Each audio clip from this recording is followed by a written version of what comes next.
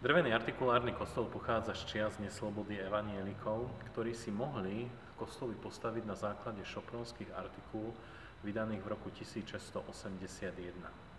Stavby týchto kostolov sa týkal 24. a 26. zákonný článok, tzv. Artikula, v ktorých sa hovorilo o tom, za akých podmienok si evanielici môžu postaviť svoj kostol. Pre evanielikov to znamenalo, že v župe si môžu postaviť maximálne 2 kostoly, ktoré miesto určila kráľovská komisia.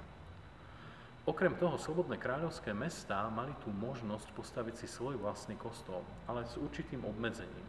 Tento kostol nesmel byť napríklad na námestí mesta. Kostol sa mohol nachádzať za mestskými hradbami, tiež na presne určenom mieste. Okrem toho, kostol nesmel mať žiaden základ. Mohol byť postavený iba na nízkej podmurovke a za stavebný materiál sa nemohol používať kameň. Tým pádom tieto kostoly boli určené na stavbu z dreva. Kostol musel byť postavený do 1 roku a čiste na náklady cirkvi.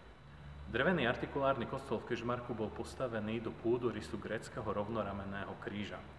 Celá stavba stojí na 4 oporných stĺpoch z tisového dreva.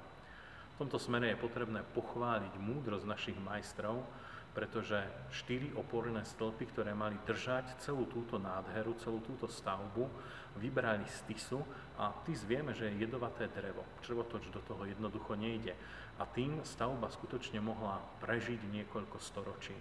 O chvíľu si tento drevený artikulárny kostol bude pripomínať 300. výročie od jeho pamiatky posvetenia.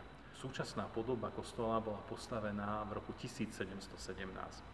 Kežmarčania však povolenie na stavbu kostola dostali už v roku 1682, ale so stavbou začali až v roku 1687. Prvý pôvodný kostol nevieme, ako vyzeral a pravdepodobne súčasná podoba tohto kostola je prestavbou toho prvého artikulárneho kostola. Staviteľom tohto kostola bol popradský majster Müttermann, ktorému prišli na pomoc švédski lodníci. Kvôli tomu sa hovorí, že okrúhle okná, ktoré sa tu nachádzajú, sú ako na kajutách lode a samotný strop tohto kostola nám prezentuje akoby prevrátenú loď. Kostol je zasvetený Svätej Trojici. Tento symbol sa nachádza v štíte oltára, ale rovnako aj na strope v oltárnej časti.